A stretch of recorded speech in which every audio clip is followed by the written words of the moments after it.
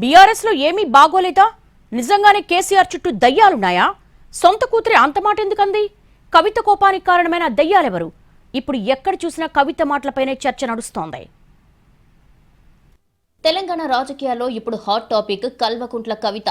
మొన్నంతా ఆవిడ రాసిన లేఖపై చర్చ, నిన్నంతా ఆమె మాటలపై చర్చలు, ఇవాళంతా ఆమె ఎవరిని ఉద్దేశించి మాట్లాడారు అనే చర్చ నడుస్తోంది.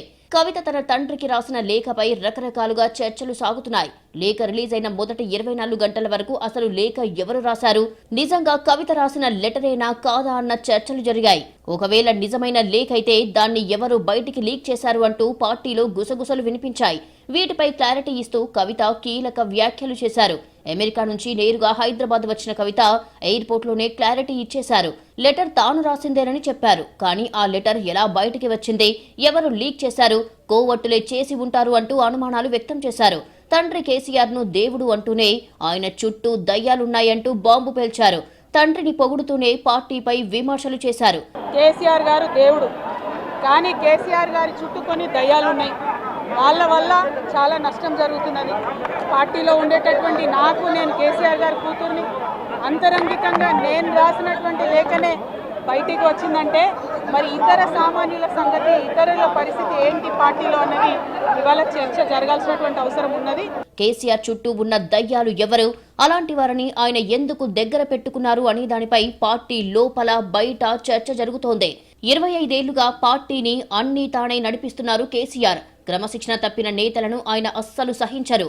నాటి టీఆర్ఎస్ నుంచి ప్రస్తుత బీఆర్ఎస్ దాకా అనేక మంది కీలక నేతలు పార్టీని వదిలి వెళ్లిపోయారు.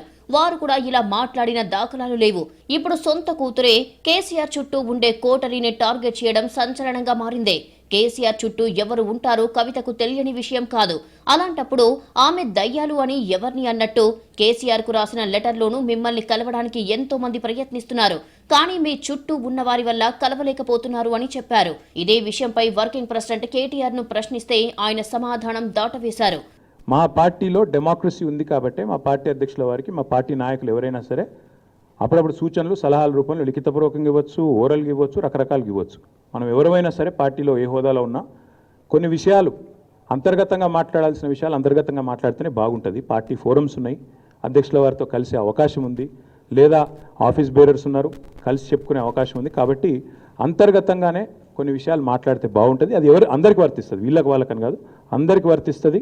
దయ్యాలు అని ఎవరిని అన్నారు అనేది కవిత చెబితేనే క్లారిటీ వచ్చే అవకాశం ఉంది. మరోసారి ఆమె ప్రెస్ కాన్ఫరెన్స్ ఏర్పాటు చేయబోతున్నారని అనుచరులు చెబుతున్నారు. ఆ ప్రెస్ మీట్ లో అన్ని విషయాలపై క్లారిటీ ఇస్తారని చెబుతున్నారు.